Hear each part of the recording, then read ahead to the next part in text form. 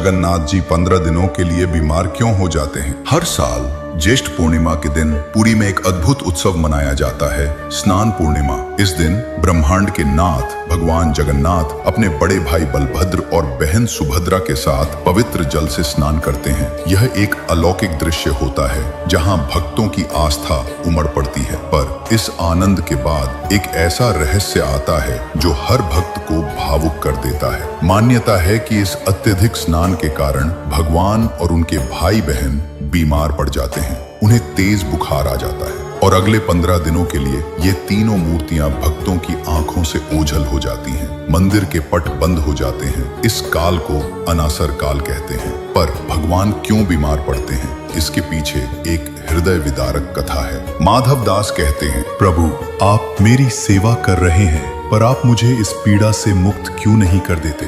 एक पल में मेरी बीमारी ठीक कर सकते हैं आप। भगवान जगन्नाथ जी कहते हैं, माधव, ये तुम्हारे कर्मों का फल है जो तुम्हें 15 दिनों तक भोगना है। यदि मैं इसे अभी समाप्त कर दूं तो तुम्हें यह कष्ट किसी और जन्म में भोगना पड़ेगा।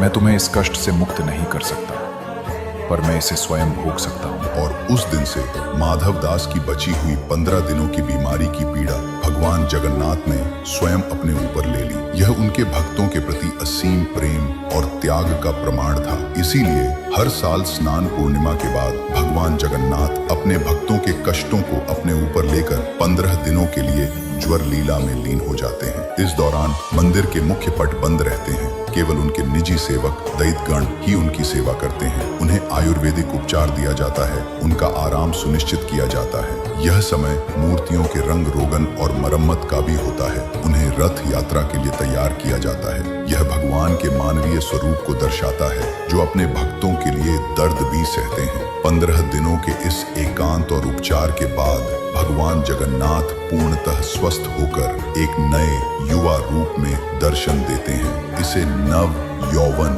दर्शन कहते हैं। और फिर इस नव चेतना के साथ वे निकल पड़ते हैं अपनी विश्व प्रसिद्ध रथ यात्रा पर, अपने भक्तों से मिलने, उन्हें आशीर्वाद देने। भगवान जगन्नाथ की यह ज्वर लीला हमें सिखाती है कि सच्चा प्रेम और करुणा वही है जो दूसरों के कष्ट को अपना कष्ट मान ले। यह हमें याद दिलाती है कि भगवान सिर्फ एक मूर्ति नहीं, बल्कि एक जीवंत भावुक सत्ता है जो अपने भक्तों के लिए हर पीड़ा सहने को तैयार रहते हैं। इसलिए ध्यान में रखें, जो अपने भक्तों का दुख स्वयं सहता है, वही जगत का सच्चा भगवान